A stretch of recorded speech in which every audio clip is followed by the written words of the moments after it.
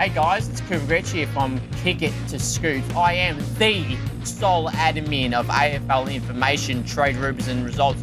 You want to be part of the show, Kick It to Scoops? Send through your questions through the Facebook link, which I'll attach every show on the post.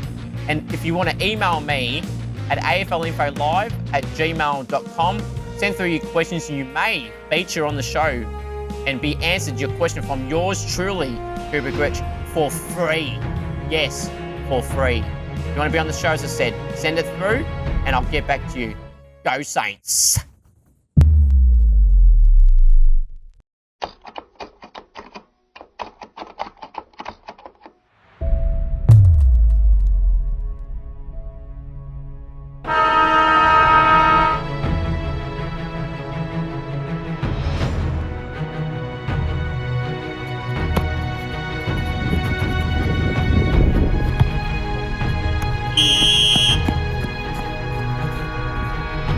Too easy this is.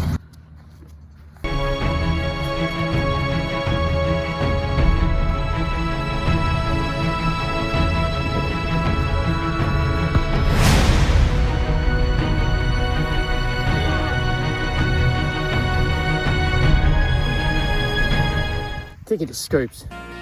Hello everyone and welcome to the grand final edition of Kick It to Scoops. I'm your host Cooper Gretsch, the sole admin of AFL information, trade rumours and results. We've got a very, very loaded grand final show for you today, potentially with some big announcements to make or to tease. I'll have to think about that while we're recording this episode because I keep tossing and turning whether I should announce it now or not, but I don't think I should. So I might hold off on that. But we've got the world famous segment Scoops Goes Bang to kick off the show, which I'll get to shortly.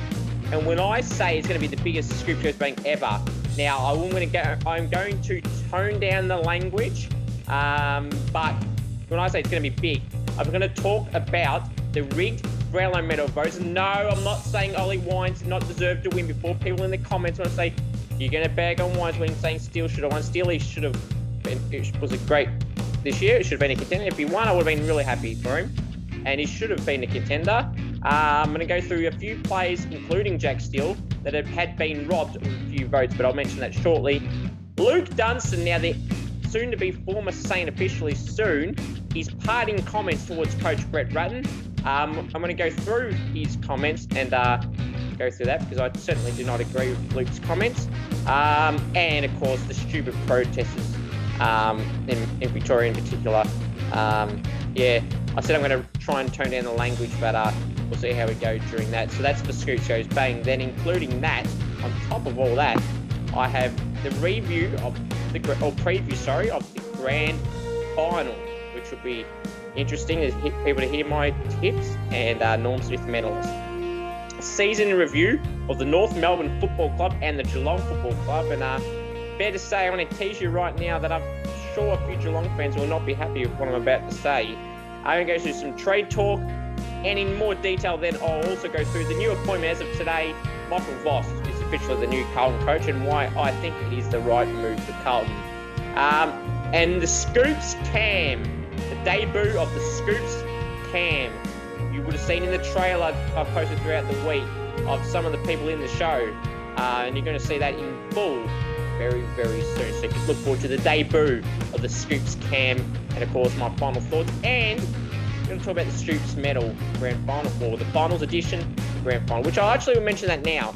So for when the Scoops Medal for the votes this week, now we have Max Gawn and Jackson Macrae are the two players that are eligible to win. Now, Max Gawn would have played one less game than the Western Bulldogs, so therefore it goes per average. So if Max Gawn was to poll 3 votes and Macrae does not poll, we'll have a joint winner of the Scoops Medal Finals edition. Obviously, Macrae won the home and away medal, but for the grand final, it's down to Gawn v Macrae. Leave your thoughts down below. Who will win between Macrae and Max Gawn? Leave your tips for the grand final down below also. Now, of course, you want me on Cameo. Head to cameo.com/Cooper G. Merch. There's a lot of merch available on the sites, guys. There's T-shirts, there's mugs, there's stubby holders, there's stickers, there's hoodies, there's everything you could think of on there. Now, people keep commenting camping chair. That's not going on there anytime soon. But one thing I want to say, the new merch, the grand final merch, it's great design. Now, had to be heavily changed, which, to be honest, I was pretty disappointed in. The artist, Nathan, he done a great job, has done some of our other designs. And Nathan, you know what I think of your work. It's freaking awesome, mate. I really want to appreciate all your work you put into so many of the designs of the T-shirts. And yes, this is adjusted. The grand final top is available. You can see the photo of that T-shirt above. Got Max Gorn and Jackson McRae on it, and myself, yours truly. Yeah, it's a great top. Go get yours today. It's on the merch site, and that particular top will be up until the end of the week. Now, let's start off with the world famous segment, Scoops Goes Bang. Luke Dunstan. Luke, obviously there's been some games, mate, where you had a really good game against Richmond at the MCG, but throughout your whole career, your disposal efficiency has been something that has clearly let you down. It's been shown why Richo didn't play you consistently. He did maybe more than Rats did, but not as consistent as you would have liked. And same under Rats. Didn't play a game effectively last year. Only played a handful of games this year. Rats was publicly said, and I'm sure privately said to you, that Jack Bytel was ahead of you. And fair enough, and you're probably more than likely not to play a game this year. And rightfully so. Now, as Rats admitted, that Jack's form tampered off a little bit, and your form at VFL was demanding a spot. Fair enough. All what Rats did with your selection with Jack Bytel, I suppose, was fair enough. You had some dominant VFL form and had to be rewarded, and it was a good game against Richmond. There was a game against North Melbourne, which was okay. But yet again, other than the Richmond game, it was an all-round great performance from you. The other games, you may have had good disposals and had some good moments. But again, your disposal efficiency lets you down, Luke. I've got nothing against you, but in terms of selection, I don't disagree with Rats, and I certainly don't agree with your comments towards Rats. Now, I'm going to read some of the quote that from the interview you had with Sammy McClure and Jared Healy on Sports Day. I'm just getting it up now. So part of the quotes from Luke Dunstan was, it felt like he had much more to give, but wasn't afforded enough opportunities by the Saints and his coaches, referring to Rats. We had the exit interview a couple of weeks ago, and I think it was, even if I was to get offered a contract, I probably wouldn't have taken it anyway. I was probably ready to move on with the next phase of my life. If that was that, it was going to be another 12 months there. I guess the injury didn't help last year. I missed most of the season with injury, but at times certain coaches get opinions of players, and once they get opinions, it's pretty hard to change them. It's been pretty tough mentally over the last couple of seasons, having to work so hard to get back into the team and to play some good footy, and then get dropped the last round was pretty disappointing. It is taking a toll mentally, and if I was going to have to go through another 12 months of it, I probably would have preferred to just move on and go and start the next stage of my life. Obviously, I want to keep playing footy, and I think I've got a lot left off it, as I'm only 26, so I'm not that old. When asked about his relationship with Brett Radden, he said it was perhaps limited. He said, I wouldn't say I didn't get on with him. He's a good fella. I think it's pretty clear that he didn't rate me, which is fine. It's hard to change opinions of coaches, and that's footy, so I'm not holding that against anyone. I just need a fresh start and a clean slate, and I'll find a bit more motivation. Then he goes on about saying that he responded that he wants to be valued, which is basically saying that Rats didn't value him. For me, it's just about being in a happy environment where you feel valued as a player and as a person, and just feel a part of something would be the biggest thing. I had a fair bit of time to think about it over the course of the season, knowing that I was on the outer at the start of the year. I was pretty keen to move on and try and get an opportunity elsewhere. I wouldn't put any limitations on it. I'd be happy to go anywhere. I'm really keen to try and go somewhere else and get a bit of a new lease on life. And then he also went on to say, he was asked where would he like to end up. Jared Healy referenced Essendon, being that lack of inside mids they've got there. And his answer to that was, I guess, coming from a team that hasn't had a lot of success in my time of being there, it would be nice to go to a club that is contending and have a good culture in the terms of winning. And he said he'd love to go there to Essendon. My good mate Hindy's there, went there last year. We all saw what he did this year, so that would be nice. Luke, fair to say I wouldn't be being particularly, wanting to pick particular clubs you would go to. You'd be lucky to get a contract anywhere. There was talk to Gold Coast, and now this talk of Essendon, just off you mentioned, or Healy mentioning Essendon. Luke, you wouldn't want to burn the bridges of the St Kilda, because, to be honest, I wouldn't be sure you'd be guaranteed a spot on someone's list at all, whether that's Essendon, Gold Coast, or anyone else.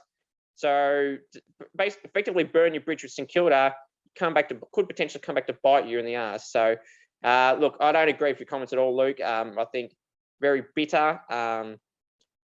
Rats gave you opportunities. He was upfront with you saying he doesn't think you're in our best 22. Jack Bytel's ahead. And I think anyone with a brain knows that Jack Bytel is the future of the Saints midfield with Ryan Burns and the current midfield crop of stars. So, look, Luke, I don't agree with it.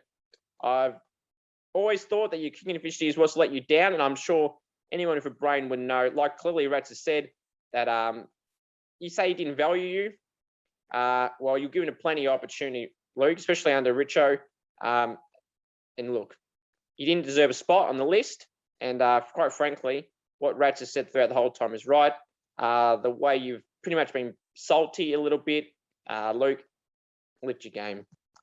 Now, you probably thought I was going to go get aggressive. But no, I'm trying to tone everything down now. I'm going to try and be calm and composed here. The rigged Brownlow medal votes. Now, I'm not talking about the winner. I'm not talking about Ollie Wines winning it. He deserved it. And I'm glad he won it over some other players that are in that mix other than Steely. But look, what I also want to add to this, I've got some examples here I've saved. Jack McRae is the first player I'm going to go through. In round 6 v GWS, Jackson McRae had 40 disposals. Now, I don't have the efficiency and everything like that, but his efficiency is always pretty high, at least in the 70s at his low efficiency, which is still pretty good. And he had disposals against Essendon in round 21. They just lost in that game. He had 37. No votes. No votes. If that was Bonampelli, I guarantee you there would have been votes. This particular game really pissed me off. The rigged umpiring votes for the Brownlow medal. St Kilda played Adelaide in Cairns, I think it was, or Darwin, one of the two.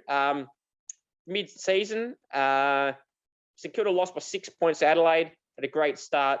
But, there was a lot of big possession getters. There was the two in particular I want to signal out here. Now, the Saints lost by 6 points. I've never come to the agreement of people go, if your team wins, they have to get all the 3 votes have to be the 3 players of the team that won. No, it should not be that. Especially even when it's a big margin. If a team loses by 50 points and the player in the team that lost by 50 points has, say, 8 goals and 15 possessions, sorry, your team got spanked, so we can't pick you in. It should be the best 3 individuals on the ground, not your team won, so it has to be all 3 and the other team bad luck. So in this particular game where the Saints lost by 6 points against the Crows, Brad Crouch had 36 possessions and a goal. No votes. No votes. What a joke. And these are the 2 in particular that also pissed me off. Jack Steele in that particular game had 34 possessions, 12 tackles, 9. I miswrote this. 12 tackles. I'll start again. Jack Steele had 34 possessions, 12 clearances, 9 tackles, over 600 meters gained, no votes. Yet, Rory Sloane had 18 disposals and a goal and got a vote. Are you kidding me? Jesus Christ. I can go through that particular game in example. There was some few Crows plays around the 30 possession mark as well, and some in the high 20s. Sloane, I like Rory Sloane. I'm a big fan of Rory Sloane, but this particular game, how could he get the vote for 18 disposals and a goal? Are you kidding me? That is one of many examples I'm going to go through of rigged Brownlow. That's just one, and that's ridiculous. Now, a few others here. Sam Taylor, the GWS young gun, key defender, gave Tom Hawkins a bath in Geelong in that great win when GWS had 19 of their best players out. Sam Taylor did a number on Tom Hawkins. Taylor did not get a vote.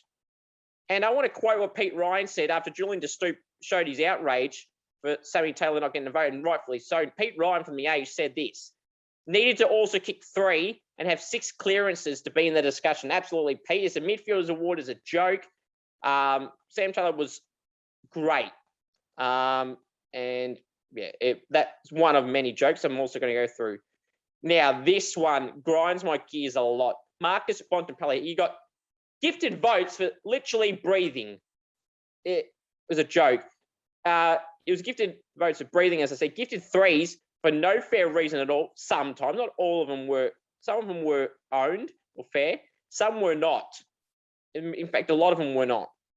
If he was to win, which he didn't, he would be more undeserved. This Brownlow, if he had won, would be more undeserving than Joe Watson, thinking he earned his Brownlow in the saga that they had the year he won it, allegedly, that Mitchell and Cochin ended up winning. Now, Bontempelli, in one particular game in round 18, he had 15 turnovers. 15 turnovers. 15. 15. So you thought, well, clearly he's not polling on voters. Cooper, did he get one vote? No. Okay, good. Did he get 2 votes, Cooper? No. Okay, good. Did he get 3 votes? Yeah, he did. Are you kidding me? Bontempelli got 3 votes in round 18 for 15 turnovers? My God, if that doesn't show favoritism of certain players, I don't know what does. That is absolutely crap. Jai Simpkin, in a particular game, had 38 disposals and 14 clearances. 0 votes. I guarantee if that was Bontempelli, that was an automatic 3 to his name. But Jai Simpkin being a ruse, he's not a dog. He's not one of our favourites. He's not a Joel Selwood. He's not a Bontempelli. He's not a Petrarca. No gift of votes. Now this. There's another example. One more example here. Someone said in round 22, Melbourne spanked the Crows. Bailey Fritsch got 1 vote. Ben Keys got 2. Seaman got 3.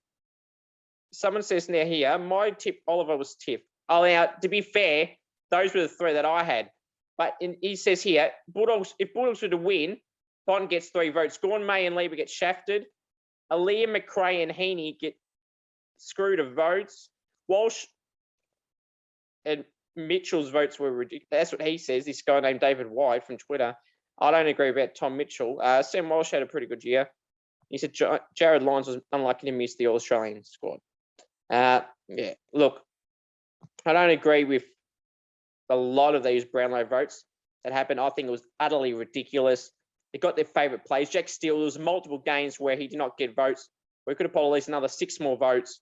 They could have put him from equal 5th to close to winning it.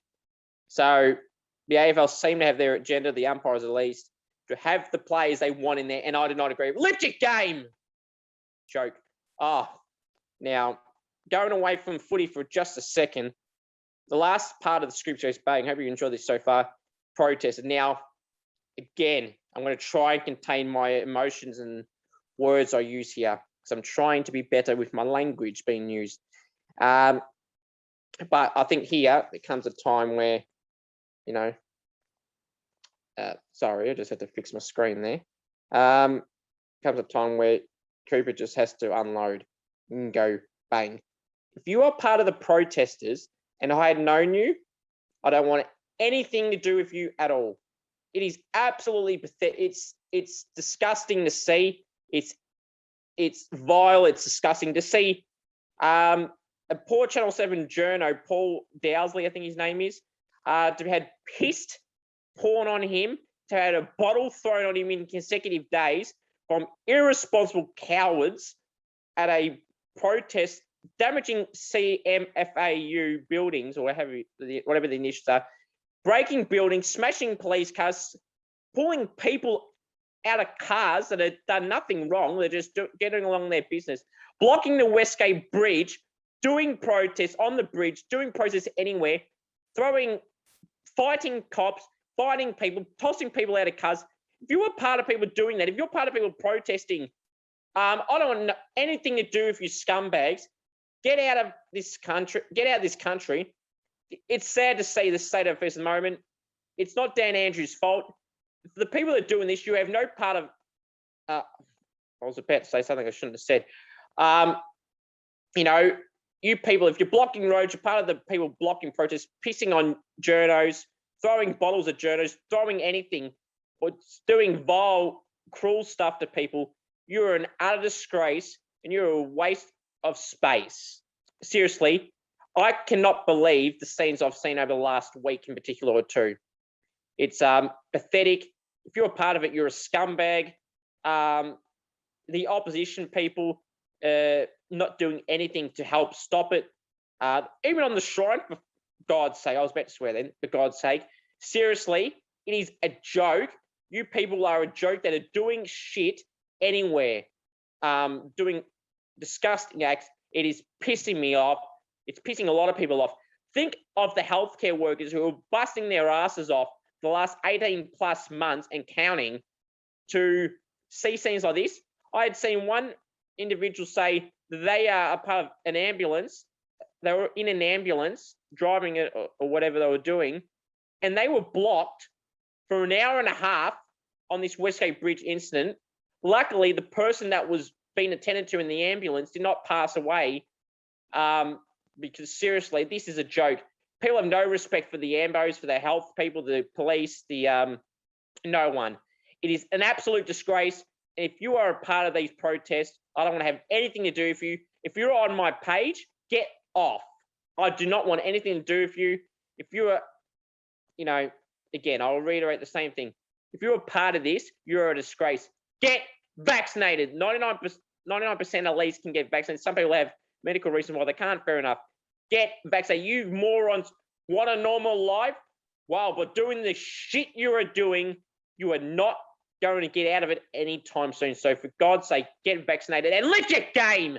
Absolute embarrassment you people are. Right. I hope you guys enjoy that long grand final edition of Scoops Goes Bang. Now, I had not sworn once throughout that whole thing, so I think I composed myself very, very well, because when I'm getting angry, I can get really, really angry. Now, we're going to go on to previewing the grand final. Melbourne Western Bulldogs, 7:15 in Perth, Saturday night. I'm going to go for Melbourne, as I said last week. I think Melbourne will win, and I think they'll win by about 28 points. In terms of this team selection, now you'll be seeing this after the teams are announced, but so far, Tommy Morris reported that Alex Keith will come in for Ryan Gardner. Suzanne Cordy will stay in the team. Lathan Vandermeer may potentially go out for Cody Waitman.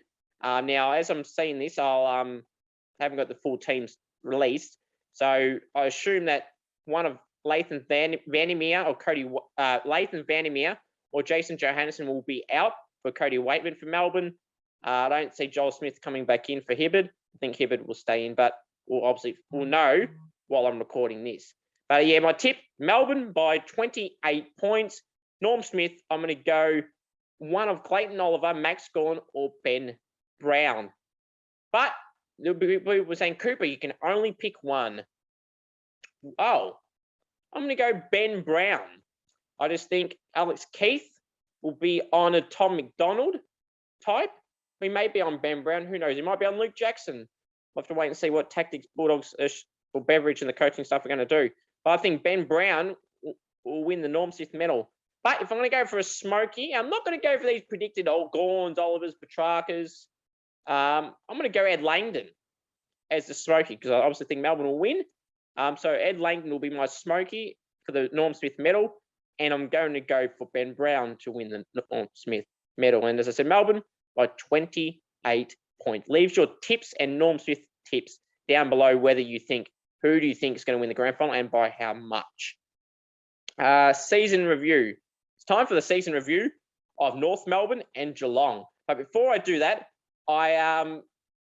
speaking of North Melbourne, I do have some of the North Melbourne boys tuning in, some of the St Kilda boys tuning in. So hello to you all. You know who you are. I'm not going to name you for obvious reasons, but appreciate you all tuning in. For people saying, oh, Cooper, you're never going to get people watching your show from football clubs or never want to talk to you.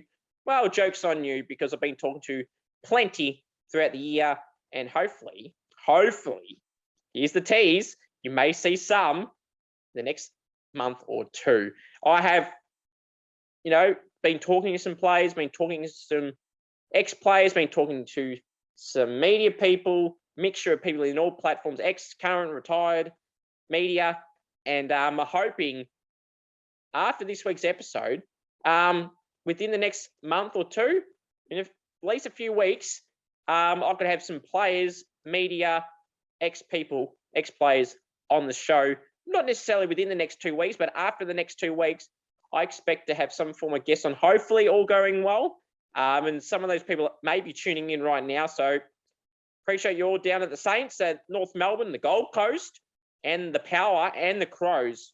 They're some of the players that I know from those clubs that are watching. That I know of. There may be more. And appreciate you all that are tuning in. So let's go on the season review of North Melbourne and Geelong. We'll start off with the Roos. Some highlights from North Melbourne this year for me is they were competitive in a lot of games. I think it was in the mid-season. They started on a good ring of form. David Noble has erupted their performances.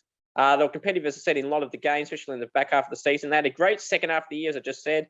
The win over the Eagles is the one that stands out to me. I think it was on a Monday night in Perth.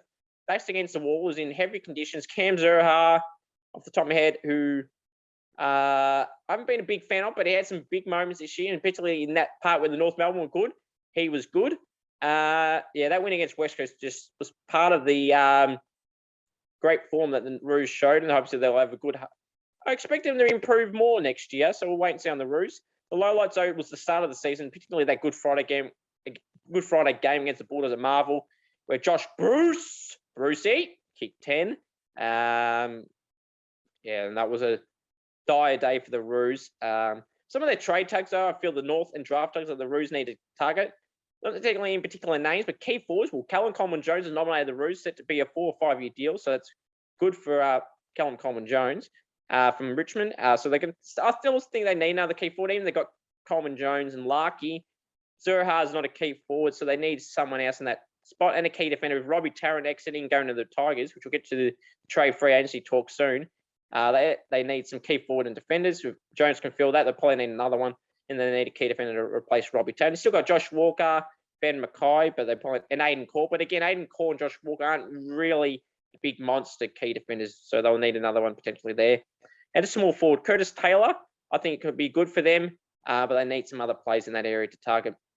Jack Loney's out of contract for the Saints. Could Loans be the one that the North Melbourne target? Because Loney is still good enough to be playing AFL footy, and I thought he was probably underutilised by the Saints this year.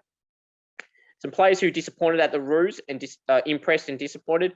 Impressed, Jaden Stevenson was pretty good. Tom Powell, when he started in the first half of the year, because obviously he had some injury concerns in the back half of the year. So his first half of the year was pretty good. Would have been a contender for the Rising Star had he played throughout the whole year. And Aaron Hall was pretty good as well. Disappointed. I don't like singling out players. I don't think there was really anyone, but if I had to pick someone, Tristan Cherry, who dominated the VFL form in the ruck and forward. There's some great numbers there. He had some okay AFL games, but they put him in the AFL team at the expense of Tom Campbell, who was doing nothing wrong.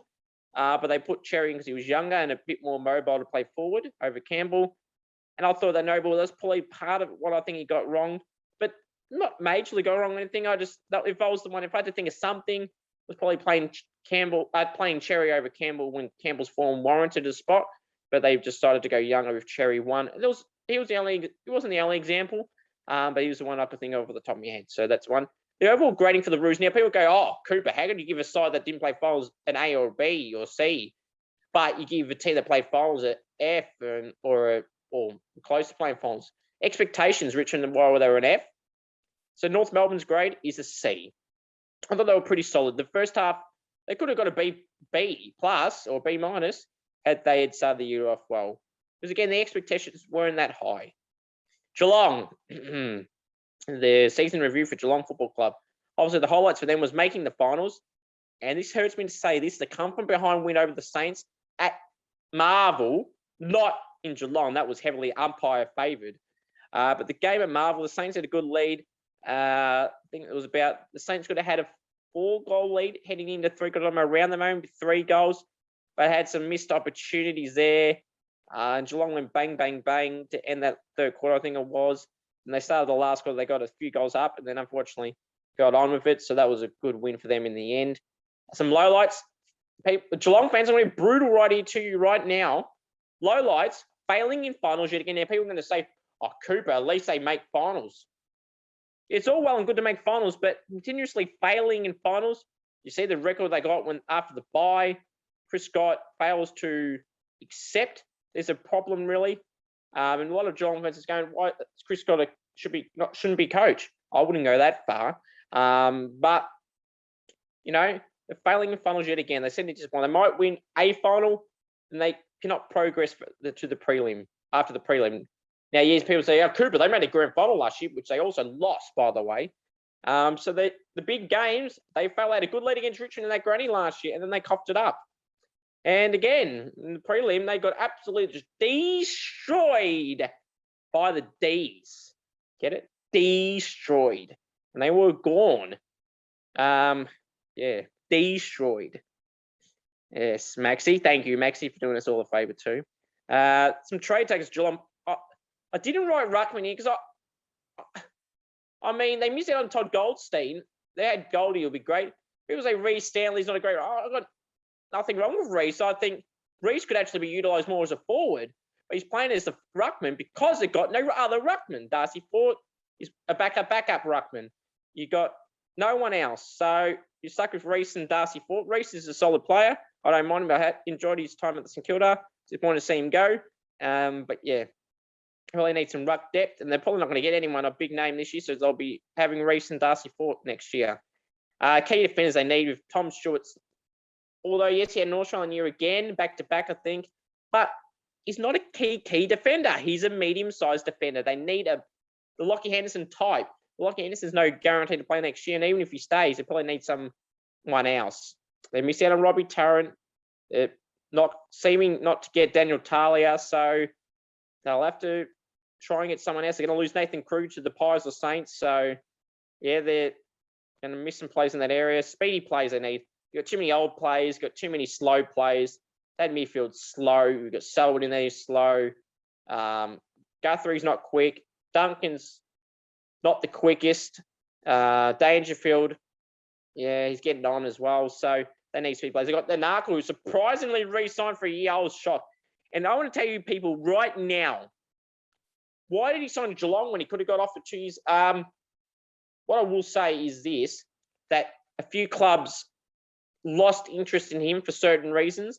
And they thought, and he didn't want a year at another club, might as well stay where he was. Well, Geelong didn't rate him. I thought there was some games where he was stiff.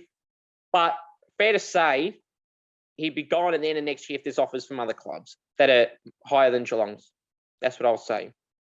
Jordan Clark was set to leave to go to Freo. Even though he's got a year left, he is quicker. But apparently Matthew Scarlett didn't get along with him. I think it was Tom Morris or Caroline Wilson said last night. Apologies if I got it wrong. I'm pretty sure it was one of them. So, yeah. Players who disappointed and impressed Tom Hawkins and Tom Stewart. Disappointed, I got down Gary Rowan and Sean Higgins. Rowan's more of a performance view in the finals, but Higgins is more from the Geelong point of view. Not so much Sean Higgins himself. Geelong underutilising him. They picked him up, and then what? To play him as a sub, take him out, so-called managed. Managed is the new word for dropped. Or, yeah, you didn't do well. We're going to put it respectively to the media. I'm going to say you were managed. Get your named emergency, then end up being named a sub. Managed, please, dropped. Now, a grade selection from Geelong, people can say, oh, Cooper, they made the finals. You got to give them at least a B+. You got to give them an A.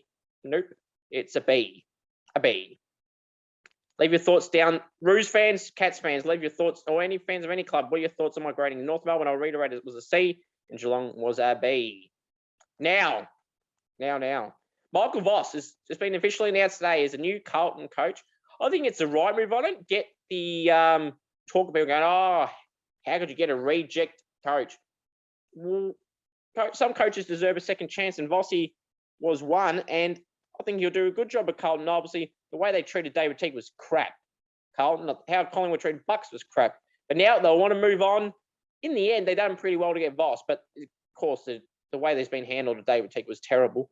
Who's now assistant coach at Carlton, against Carlton at Richmond. So good luck to you. Robert Harvey, the interim Pies coach, is now a Hawthorn assistant coach. Good luck to Halves.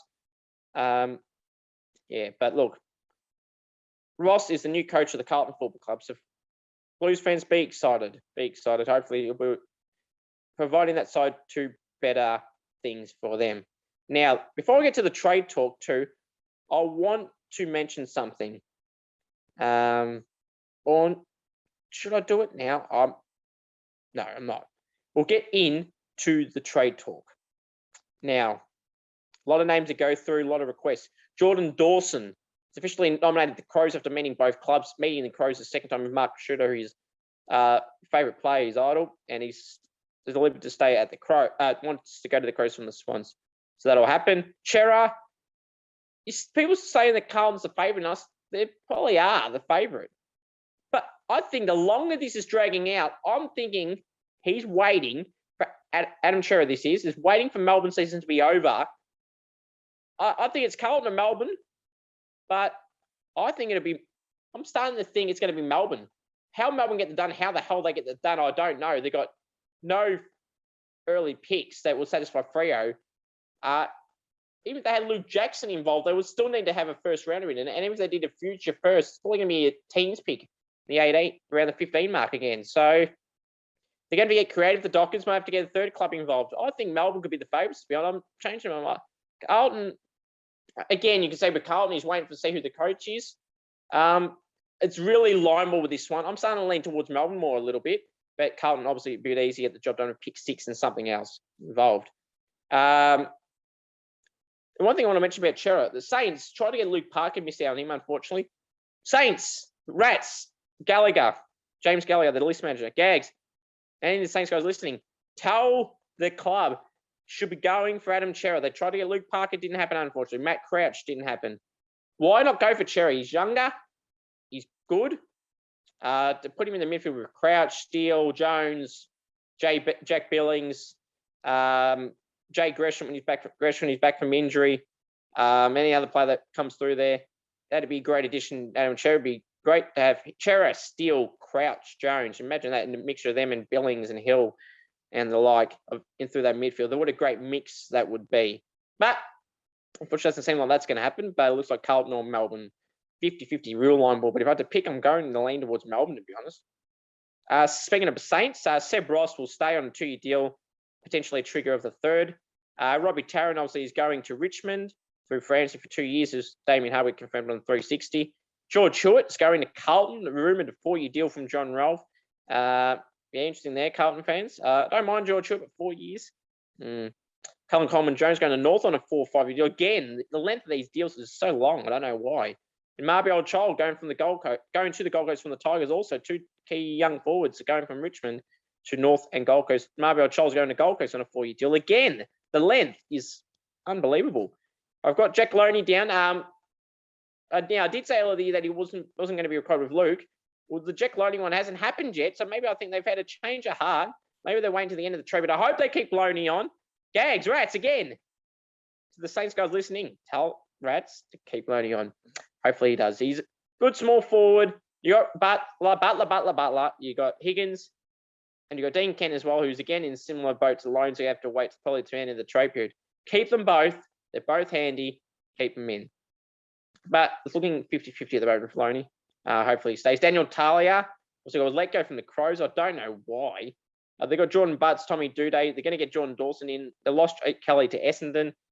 But, yeah, I would have kept him. But I would say the Saints have said, Rats has clearly stated they need a key defender. Ethan Kruger, they've seen them miss out on who they probably would have played forward anyway. They need one. And Daniel Talia is one of only a few out there. So Saints are interested. Essendon that would be interested too. You got Jake Kelly. Can they get his former Crow teammate in Daniel Talia across the Essendon? Geelong will be a little chance, but I'd say Essendon and Saints, if he was to go, will be the clubs that will be in the mix for Daniel Talia. Tom Lynch, another former Crow, a former Saint.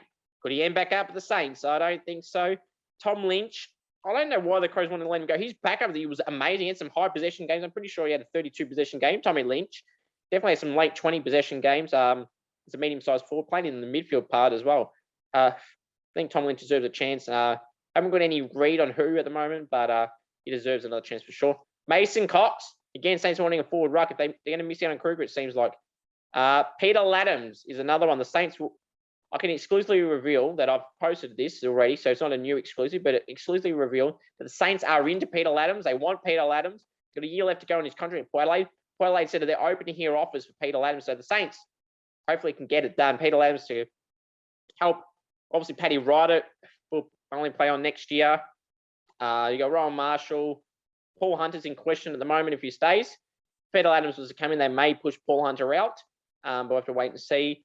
But Peter Adams is what they need. The combination you could have in the future of Adams and Marshall after Ryder's gone would be a solid ruck forward duo. Then you obviously have Max King, you have Timmy Membry, Cooper Sharman, the fellow Cooper, mid-season recruits done pretty well. But Saints again, all hail the King. They got Max. Is this the year Ben King joins the Saints? I don't think it'll be this year, but next year, the season after, you can almost guarantee it's happening.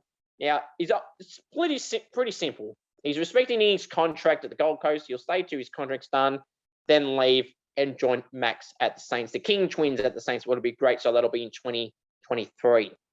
But the talk of some journalists want to say, it's not guaranteed. Lay down Mazaire that he'll go to St Kilda. If he leaves, it is to St Kilda. He's not going to Essendon. Why would he go there? Yes, they have a need, but why? If he does leave, he's joining his brother. It's pretty obvious. Mason Cox, question mark. I could see a club like St Kilda if they were to miss out on Peter Adams. So they need depth in that area. They had Sean McCredden fill in that area this year when he wasn't injured. They just need a depth option. Mason Cox is a more than solid depth option. Obviously, they prefer to get someone like Peter Adams, but they missed out on Adams as well. Or they're probably set to miss out on Kruger. Mason Cox is worth a go. Charlie Constable, he's gone. He's absolutely gone. Someone that has been underutilised is Charlie Constable at Geelong. Say that they don't blood young players. Constable's in inside mid. They could play, but they don't. They refuse. Jordan Clark, they not as much as Constable. They refuse to play, but in and out. Saab, not used. He's off to the Dockers despite having a year left. Geelong should have let him go. Because why should they? Because A, they'll probably get more than they will when he's out of contract. And seeing that they refuse to regularly play him, he'll probably be gone. Absolutely gone. Sam Wiedemann, set to stay now at at Melbourne. Riley Beveridge is reporting today. But before that, I had him linked to Collingwood and North. Well, North are going other ways. Pies, they probably won't need him. The Pies are going to get Pat Lipinski from the Bulldogs. And there was another guy. Who was the other one?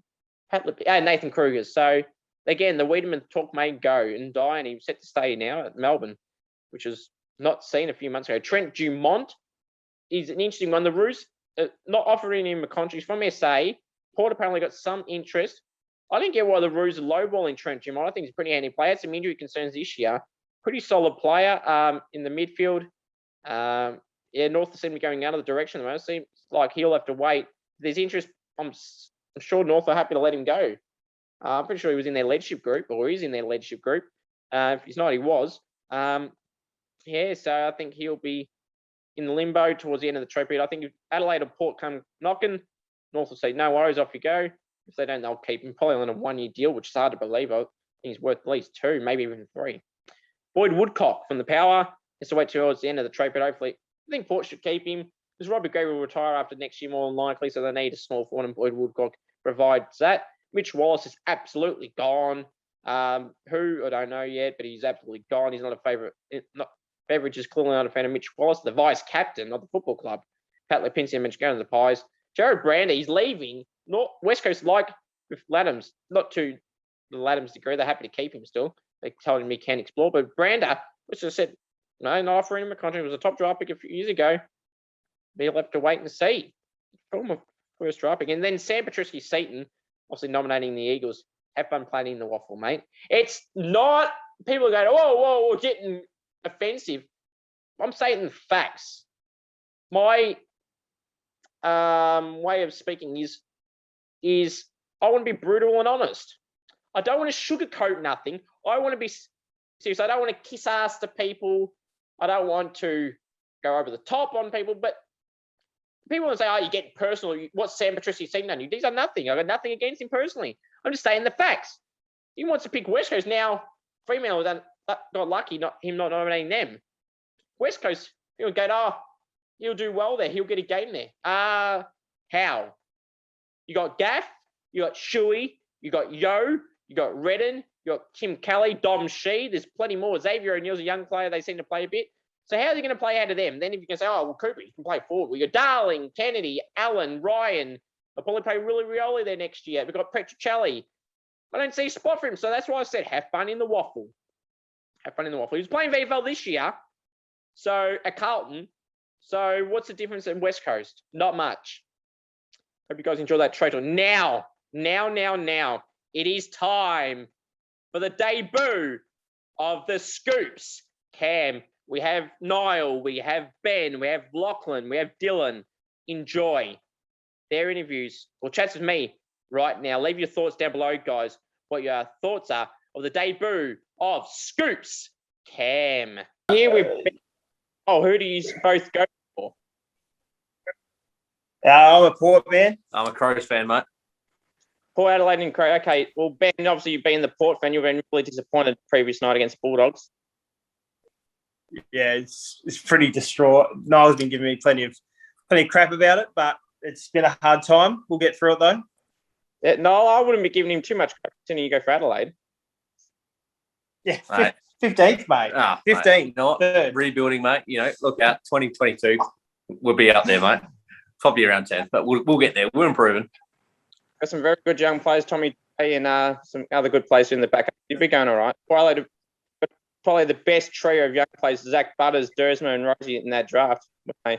Great duo, those three, or trio. They're doing well. Yeah, what Todd questions have Marshall's pretty good as well. you guys got for me? Oh, Scoops, I just want to know how you come up with your team of the week. Your team of the week. You know, you pick out a lot of individual players sometimes, and just what's the criteria? What's the formula? Well, first of all, I go through every game's stats as well. And I watch every game. Obviously, if there's a clash, well, then that's a bit hard to watch both at the same time. I go through. So, particularly for midfielders, I like to fit, obviously, probably more than 3 or 4 midfielders. I put some inside mids on the wing. If there's no wingman, well, then the Australian team, you've got to put someone there. So, put more midfield there. I just go off. I look at the stats and look who's had a good impact on the team. You don't necessarily have to have, for a half-back, you don't have to have 20 possessions or 25 to get the spot. If you have a dominant game, if you lock down a player, yeah, you get there. But I know it's always debated, but there's always unlucky plays and there's always unlucky plays in there. No, that's fair enough, mate. And I mean, we're obviously in Adelaide, so it's a two-team town and that stuff. Like, what's the revelation like in Melbourne with how many teams there are? Do you come across with obviously wide variety of supporters? Yeah, range. Obviously, living in Geelong, I have to get used to being around. That's unfortunate, mate. That's very unfortunate. Other reason why I like Geelong, people always say, "Oh, it's because of the 9 grand final." That's not the main reason at all. It's a part of the reason, but they just. I mean, like you're in a bubble. That's right. They win a game. When they lose, it's because of the Pies and about Scotty. But it's a wide range of teams. In particular, being in Geelong, it's Geelong. But when I'm in Melbourne, it's a whole range of sides. As you know, online how they are, especially when they're winning, and now they're failing. Considering you're born and bred in Geelong, how come you go for St Kilda and not the Cats? Now, well, normally, like most, or not everyone, but most people, you've got family connections who they go for, and then you just kind of go from there. My side of family is St Kilda supporters, so we went from there, and I won't change. I'm not you'll stick through the good times and the low times. That's fair enough. Who are your top 3 emerging players to watch and why? Well, this year alone, I've liked the form of Zach Butters when he hasn't been injured. Obviously, he was a top draft pick. He's done very well for himself, and he'll be a good play for Adelaide. Probably another few, probably from the Dockers, you've got Andy Brayshaw. He's obviously been really, really good this year. Racking up around 30 possessions. He's done pretty well for himself. Will be a good player there. Probably another one is Adam. I'm sure there's someone forgetting, and when we go off this, I'll go, oh shit, how I forgot him. But Adam Cherra is probably another. Obviously, whatever Victorian clubs he lands at will be a good addition to that side. But he's been great for the Dockers this year and since he started. So they're probably the 3. There's plenty of more, I'm sure, but they're the ones off the top of my head I can think of. Well, Scoops, it's grand final. Well, Brownlow then grand final. Give me your top 3 picks for the Brownlow, and then give me your top 3 for the Norm Smith. That's a good question. Very good. Sure. Well, the Brownlow, if you go off my Brownlow description, you know who I am. But if I actually not even. I want to hear you say it. I've actually changed to 3. I'll go a mixture of McRae, Steele, and White. 3. There's other players in the mix, but if I had to pick 3, I'll go those 3: McRae, Wines, and Steele. And Norm Fair Smith, enough. And what about your Norm Smith? Yeah, if I had to pick 3 options for that, I'll go one of Max Gawn, Clayton Oliver, or it might be a wild card. He will go maybe Benny Brown. Hey, you never know. So do you reckon, so based off that, you're saying Melbourne going to win the flag? Or they should. I mean, Bulldogs will probably be lucky to get there. Yes, they've done good to get there. They probably shouldn't have passed the Brisbane, to be honest. We know how that umpiring went that game. They were good last week against your yeah, I'd say Melbourne should be fine. Don't give Bontempelli a chance to the Norm Smith. And of course he's a yeah. Well, I love child Jackson McRae. Well, then he'd be the chance if Bulldogs do win. But I don't think they're any hope. I'll take that back. They're probably Melbourne should win by about 4 goals. 4 goals. 4 goals. That's pretty fair. Hopefully it's a good game. A lot better than the prelims. That's right. I know they were terrible, weren't they? Who's your picks for the grand final? Norm Smith, while we're at it. Well, I think Melbourne will win based off that third quarter against Geelong. If they play like that, I don't think any team in the history of AFL could stop that. And I think I agree. Max Gawn. I'm going to throw in Jack Viney as a bit of a smoky. I would go as the X factor, Petrarca. Yeah, he's very dusty like with his attack on the game. Can change it. Can go up forward, keep goals. Yeah. So I'm assuming Noel, you're going for Melbourne as well in the granny. I just want to see a good game. Yeah. Yeah, not like the prelims, am I right? Yeah. Well, being that, what are your thoughts of an AFL finals with sort of like a wild card entry? Well, considering where St Kilda finished on the ladder, would have been the perfect opportunity to bring. He's brought it up for years, and in the past, I've gone, yeah, fair enough. And now, definitely after this year, I did want it, but I mean, if you had sides, the sides that scraped in, like who scraped in Essendon and who was the other one? I've had a blank. GWS. Fremantle. And Fremantle were just outside. If they were just outside, Kilda were just outside, so it could have been pretty level with Essendon and GWS. So, yeah, and I don't mind. I like the idea, actually. What do you guys reckon? Would you? I would change the format. So rather than, I know you're not a fan of the bye before finals, in that bye week have 7, 8, 9, and 10 play in a crossover for the last 2 spots. I reckon would be a good way to go and create some exciting, like do or die type games, while giving the teams that finish 6 and higher a break, which they probably deserve, so they can keep that bye structure in there and get another week of games out. Yeah, I understand with the pre-finals bye and now the prelim bye, between that and the granny because of COVID and stuff. I don't like it at all, but I understand it for this year and last year. But after this year, get rid of it. What are your thoughts on a day or nighttime grand final?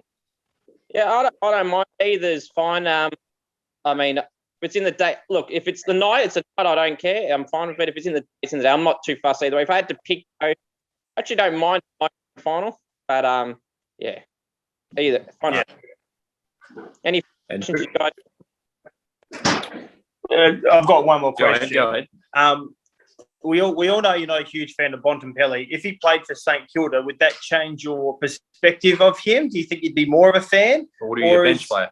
Or would he be in the starting 22? Yeah, well, that's the question. Yes, in the 22. Yes, I might be more. It's mainly, I don't dislike him at all personally. It's more people commenting about him, which has made me persuade my... He's a South Australian boy, mate, so we're on his side. Yeah, I know. Adelaide and a Port fan. Yeah. Nah, look, he's a good player. He's a really good player. But yeah, if he was at St Kilda, would a little bit, but not dramatically. Come in here. Just keep tuning in. Sorry, that cut out then. What did you say? You guys for coming on, and well done for being the first people to like a fan camp type thing. Yeah, mate. Whenever you come down Adelaide, finally, whenever COVID's all done, mate, we'll go watch a showdown. All right, we'll go to showdown. We'll have some beers after, and yeah, we'll keep our clothes on. Guys. Farewell, Scoops. Good Cheers, work, mate. These guys. We're joined here by Dylan Swift. Dill, who do you go for? Go for the Mighty Magpies. What are your thoughts overall on their season, mate?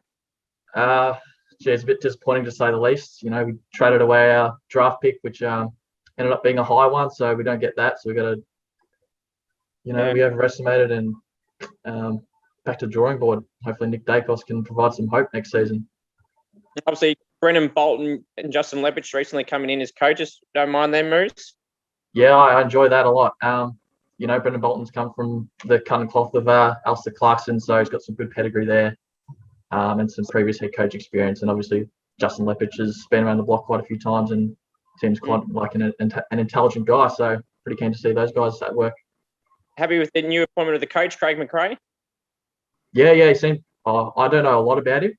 Obviously, I've heard he's been involved with Alistair Clarkson as well. But yeah, he seems like a top bloke. Like, keen to have him head coach in the Pies. What trade targets do you think the club needs to target? Like, maybe not generally particular players, but a type of player or any particular players in mind you got? Realistically, we tried getting a key sort of forward in the mid-season drafts. I mean, we haven't seen him play any games yet. I think his name's Ash Johnson. So some sort of key forward type in the trade period would be pretty handy. Do you think Mason Cox seems to be on the outer? Do you think and feel that he should be gone, or would you want to keep him? Is at least depth. He's done what he can, what he's capable of. I'd be happy to see him go to another club and succeed, but I'm not too stressed in keeping him. Fair enough. Right, Dill, fire away. What questions you got for me? I'm just going to start with basically everybody knows you're the face of the AFL trade information, rumours and results. But myself and maybe others wondering like who actually is Cooper Gretz. Like, what do you get up to? Do you have like a job, like hobbies, work? What do you get up to? Yeah, so I'm just your average person. Just have other jobs. I'm not going to intentionally say where it is for obvious reasons, but a lot of play footy. I haven't played footy for about 4 years now. Play cricket every year.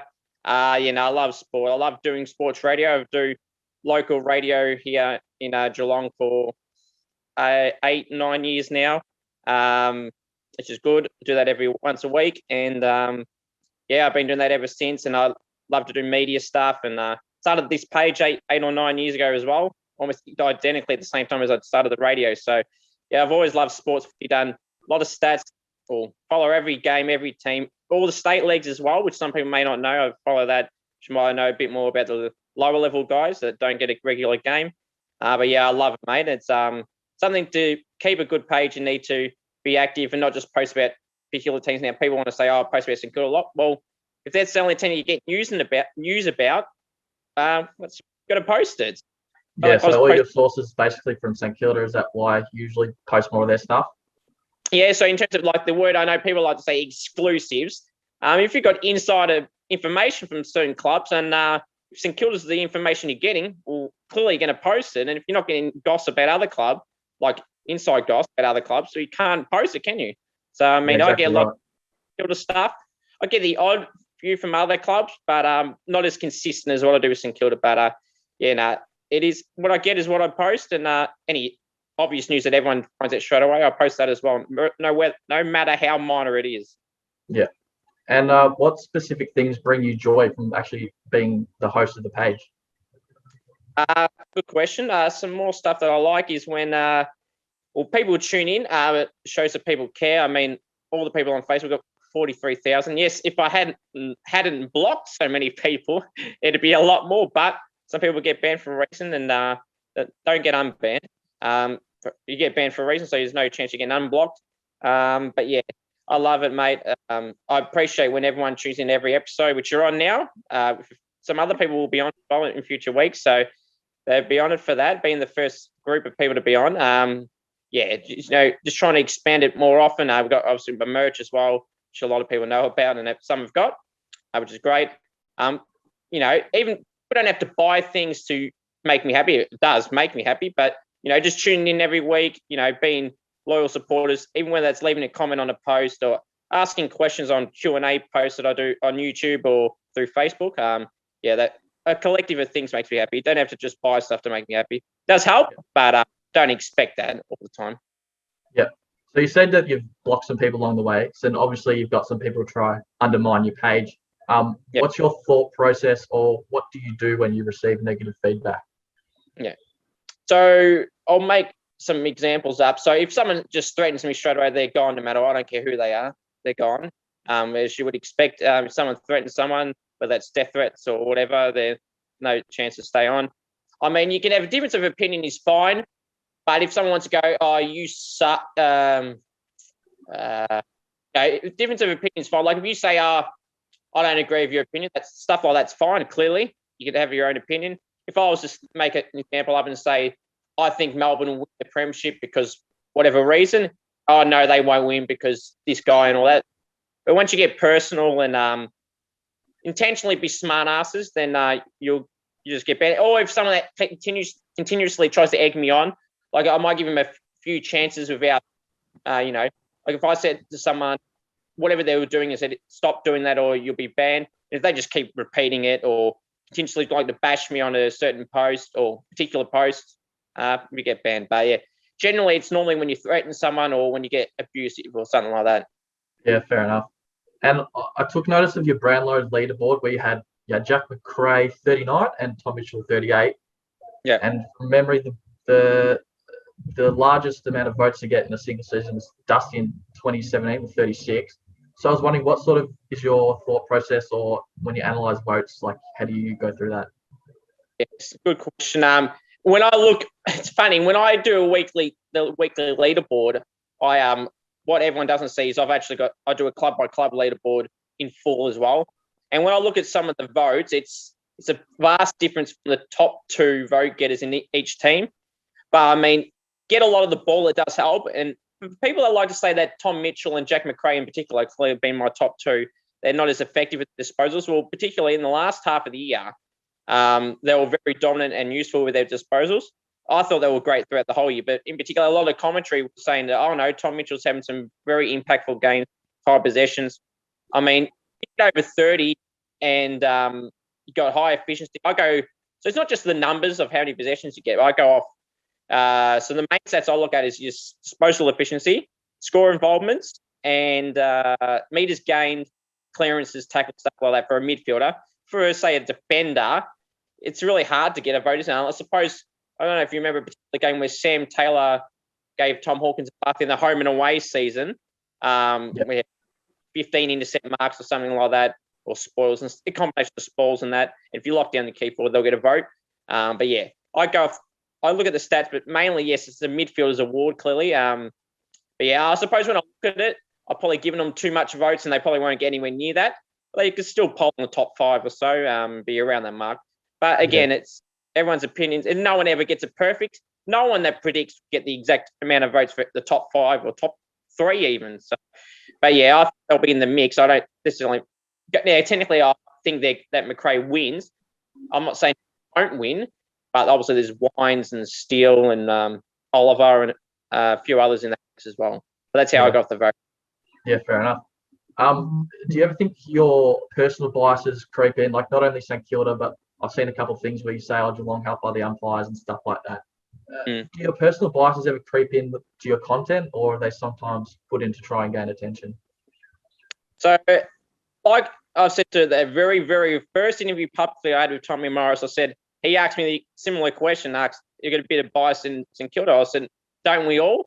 And I mean, I think everyone has a bit of bias with their own team, don't they, Dill? And I feel, yes, it may look like that. But if I say about the Geelong and the umpiring or the Bulldogs and the umpiring, people can go instantly say he hates that side. But when you got other commentators on TV saying things like that as well. Maybe not to that degree of how I may bring it up, but they might say, "Oh, this call was bad," stuff like that. And yeah, there might be a little bit of bias, but as I said, don't we all? And yeah, is it for attention? No, not really. I mean, I'm not afraid. A bit like Kane Corns is, which is why I like the type of commentary he does. He's not afraid to speak his mind, and he's not going to backtrack from what he says. Where you'll see some commentators or callers during games, they like to, what's the right words? Kiss ass to some clubs. You know, they don't want to be negative to them, and I feel I've got to call it how it is. If I was calling it how it is, it's how I'll keep going for every club.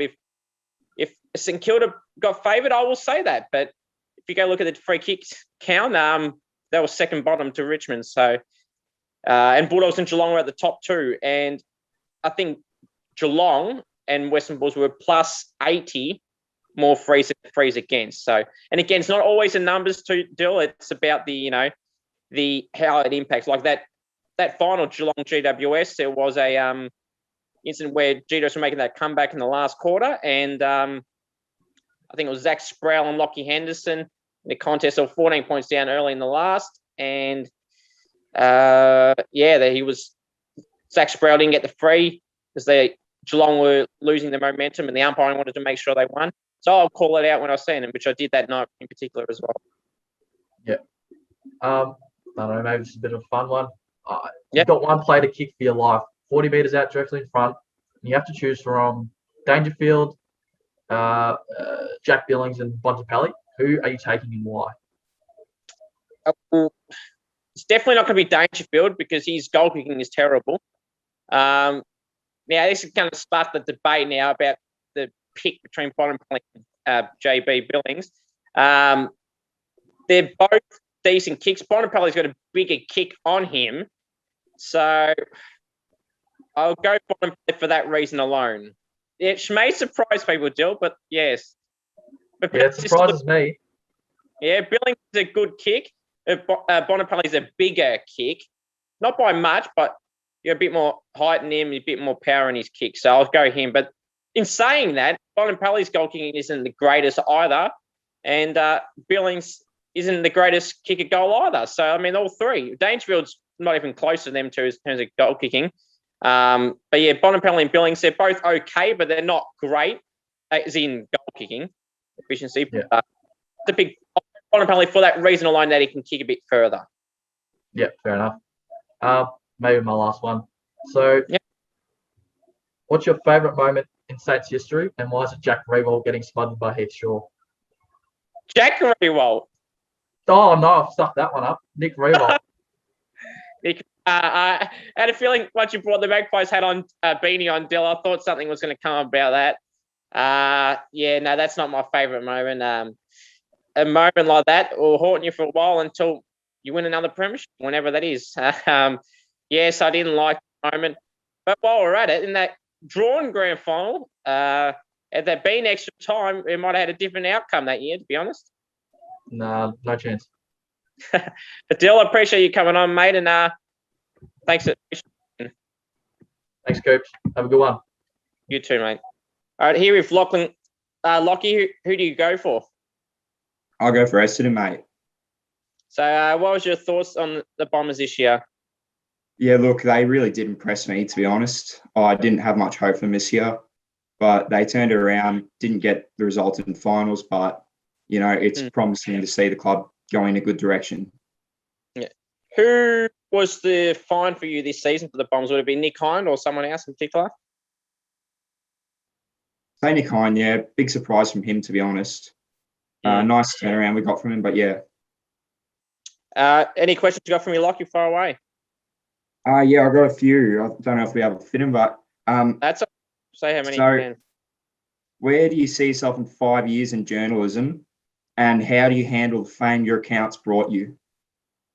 So in 5 years from hopefully my page has grown further. I can expand to have more high profile names on, whether that's through current players or ex-players, retired, media, and whoever, right? And hopefully it progress, not just that, hopefully it lands a job and I know it's very hard to land a job in at SEN or a Fox Footy or Channel 7 or something like that. But yeah, hopefully something like that, mate. But have to see how we go from there. And what was the second part you said about the fame? How do you handle the fame that your account's brought you? Because you're obviously all over Facebook at the moment. So how do you handle that? Yeah, obviously, at first, when I wasn't publicly known, when I didn't publicly put myself out there, it was cruisy. It was fine. Probably a bit nervous, to be honest, at the first time when actually what people didn't know when I had that interview with Tom Morris, I was really nervous setting that up because Tom knew who I was. But yeah, it was pretty nervous to start that out. We actually, when we filmed that on that day or the night, and it was actually pretty good. Once I got settled into that, it was good. And then knowing that I was going to publicly post that, and what I actually didn't know at the time, which some people may not know, is Tom and his friend who filmed the episode for us actually put the photo of us on their Instagram stories. So they got a little bit of a jump start. And yeah, I was pretty nervous going in, but once we started, it was all good. And then once I made it public here, I thought, well, this is going to be interesting. And I noticed some people's demeanors did change, how they treated me and knew who I was without knowing who I publicly was. I handle it okay at times. To be honest, I would be lying if I said it isn't. It's tough sometimes, but I just try and get rid of the hate and keep all the loyal people. People can have their difference of opinions, whether they think about St Kilda or whatever. I don't care. But yeah, no, I've handled it okay. Obviously, we've got the merch going and cameo and YouTube and now on Instagram too. So yeah, going all right, I would say, mate. That's good. I'm glad it is. Going on from that, there's a lot of external commentary coming onto your comments sections on Facebook. So if you could address them, so for example, people who call you biased to St Kilda or just random names like Nuffy or something, how would you address them? Well, if people would say I'm biased, yeah, but like I said in that interview with Tommy, aren't we all a little bit biased about our own team and pump up our own team a little bit more than others that we may dislike or who we don't mind but don't go for? Yeah. Yes, I suppose, yes, you can say it's a little bit of bias, but yeah, we all have a bit of bias. I mean, what was the other part of the question? How would you address those people who would attack you in comments, really? It's more of that type of question. So originally I would comment back, but then that would result in some bans. So then I kind of learned from that not to call someone a flog in a comment or something, because I know it just doesn't get me any, and potentially gets cops a ban. So I refrain. Nuffy is the new word, I suppose, that I can use. They won't cop a ban. So that's probably what I say commonly than other words that I may want to use that would result in a ban. So Nuffy is like the new word to replace a flog or whatever. In context, yeah, I mean, everyone can have their own opinion. It's mainly calling someone for Nuffy if they're trying to tell me that I didn't get something right. Now, when you get inside gossip, not everything is 100% correct. I try and, with an exclusive story, I'd like to post it when I got confidence in posting it. Like, I don't know if you remember, we're on the page around the time, but when Brad Hill went to St Kilda, I had written that month in advance or so, give or take, and an event, and no media actually had that until towards the end of the season that year, and I had it probably around round 2 or 3. And what I wrote, people blast me going, "Oh, are you saying that because you want him to go to St Kilda?" And he eventuated. And people can say, "Oh, you finally got one right," but there's Rory Sloane signing at Adelaide. I had right a few years ago as well. But yeah. So you don't get them all right. You don't get them all right. Yeah. Going on from that, the people who comment on these nasty words on your Facebook page, a lot of them are linked to the Footy Posting Facebook group and their members. What are your thoughts on this group? Well, normally I try and refrain from mentioning irrelevant shit pages like this. They don't deserve the airtime. I mean, I had seen a lot of the shit they put in there, and they canned me from that group because they, how do I put it without saying too much? They're just people that have got nothing better to do but to shit on people. I mean, I know for a fact one particular incident which hadn't involved me, which just shows what a piece of shit that group is, and then every admin in there, and because they can delete whatever gets posted in there, and they don't, was a poor kid, and I'm sure you clearly would agree with this. was a young boy. I can't remember his name. Actually, yeah, I do remember the name now. It was named Will. I think he got tragically passed away. I think he was a young boy. I don't know if you remember. I think he got lost in the bushes or something. Anyway, and they were mocking that poor kid and his family and used that Will Minson footage with Rodney Eade on it. And I thought, that's fucking pathetic. And, you know, it's shit. And I mean, that's just one of many shit examples they do. It's one thing to what they do to me and other people, but that just draws a line and shows what scummy people they are. And yeah, so yeah, to be honest, mate, if people, that page I've said, as I said before, they're irrelevant to me. They're just people behind that whole admin staff for that group, just petty people that have got nothing better to do but to shit on other people's success. I'm sure they'll shit on Bev on there and Bernie and any other people like myself online and anyone in general. I mean, I've got no time for arseholes like that, and normally I'll refrain from using, but for people like that, they're arseholes, so you got nothing better to do. Well, talking about Bev, what's your thoughts on this controversy surrounding him at the moment? This catfish thing. The catfishing, yeah.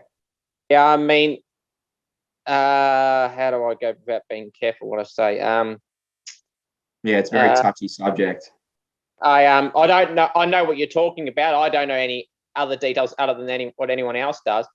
I mean, Bev, I know the type of person he is because not only because I interviewed him, but I do talk to him a lot now, especially over the last few years, which some people may not know. But yeah, no, he's a good guy. I mean, again, it's another thing. People like to are jealous of, in this case, his success, and they try and bait him into things or pretend they're not what they are. They're just, again, similar to that page you mentioned, they're arseholes who've got nothing better to do but to shit on our success. So he's had more opportunities through racing with or I don't know what exactly he did off the top of my head, but he had some stuff at Channel 7 with the racing carnivals or stuff like that. Yeah. He's had some stuff. So yeah, that stuff alone, I mean, it's shit, but he'll move on, and he's a good guy, and he'll move on from that drama, and I'm sure he'll be on tonight again, as he usually is.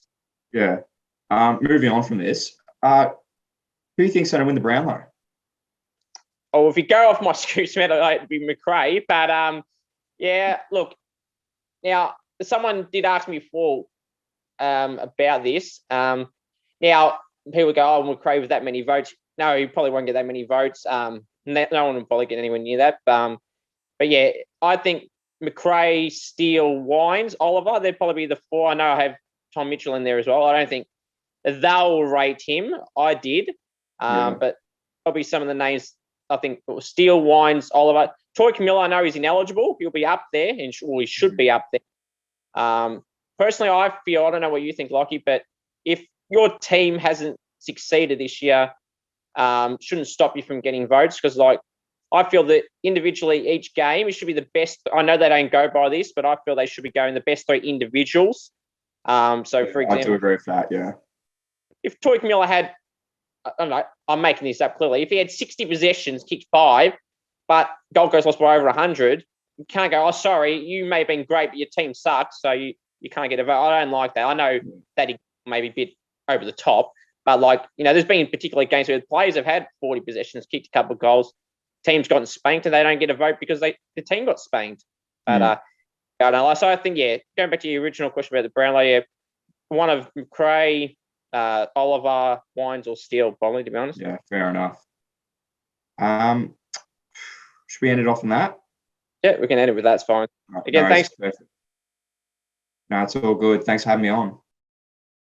Guys, that was the debut of the Scoops Cam. Hope you guys enjoyed it. You had Noel, you had Ben, you had Lachlan, you had Dylan, who butchered it. He absolutely butchered it. Jack Rewalt. Dylan, you want to try and roast me, my friend? How about you get your facts right? It wasn't Jack Rewalt, it was Nick Rewalt, and you absolutely embarrassed yourself in front of the big, big audience here on Kick It Scoops. I hope you guys enjoyed that. I may do some more of them in the future. Now, the plan is also to do the shows throughout the trade period on Thursdays. I can happily reveal that the next 2 weeks, potentially 3 weeks, will be here again, same time, Thursday night at 8 p.m. 8 p.m. Hope you guys enjoy the show. But my final thoughts are this. You want me on Cameo, head to cameo.com/Cooper G merch. You've seen all the merch at the start of the show. The grand final top will be running till probably Sunday night, maybe Monday. Get yours today. It is out there for the rest of the week. Got Gordon, McRae, and myself on the top, which you seen at the start of the show. Get yours today, $35. Again, guys, appreciate you all. Appreciate all the Saints players watching, the North players, Gold Coast, Port, Crows, any other fans, any other players from any other clubs watching. If you want any guests on the show, guys, throughout the trade period, I'll still be here, and through the draft period and through the off season, I'll still be here every single week. You want any guests on the show? I've got probably 4 in the works, but it's just going to go through a bit more of a process. Hopefully they all can eventuate. Till next week, everyone, same time. The most important thing to hang on, let me take that back, guys. I'm getting so excited to say this, but you know what I'm about to say. Thank you all again for tuning in to Kick It to Scripts this week. Until next time, everyone, have a great one. And most importantly, go the Saints!